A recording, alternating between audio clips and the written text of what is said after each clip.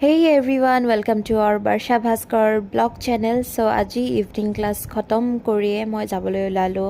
হনুমান মন্দিৰত যেহেতু আজি টিউজডে আছিল আৰু ৰাতিপুৱা সেইকাৰণে যোৱা নাই কাৰণ আমাৰ বঙাইগাঁৱত বহুত বৰষুণ দি আছিল নট অনলি বঙাইগাঁও আমাৰ মানে অসমত প্ৰায় প্ৰত্যেকখন জাগাতে বৰষুণ দি আছে সেইকাৰণে বহুত প্ৰব্লেম হৈ আছে এইকেইটা দিন যদিও বৰষুণৰ দিন ভাল লাগে বাট এইবোৰ অহা যোৱাত বহুত প্ৰব্লেম হয় কমিউনিকেশ্যনত বহুত প্ৰব্লেম হয় এই ফাইনেলি মই ইভিনিঙত আহি ইয়াতে পূজা দিলোঁ তাৰপিছত অলপমান মন্দিৰত বহিলোঁ মন্দিৰত যিহেতু সেই টাইমটোত আৰতি হয় আৰতি হৈ আছিল আৰু সেইখিনি সময়তে বহি চবৰে লগত এনেকৈ হনুমান চালিচা পঢ়ি প্ৰসাদখিনি লৈ ঘৰলৈ উভতি আহিলোঁ একচুৱেলি ঘৰত অহা নাই ডিৰেক্টলি মই তাৰে পৰা আৰু এটা ষ্টুডেণ্টক ক্লাছ কৰাবলৈ গ'লোঁ পাৰ্চনেল ক্লাছ কৰাবলৈ গ'লোঁ আৰু তাতে আমি চাহ পানী খাই দিনটো সামৰিলোঁ বাই বাই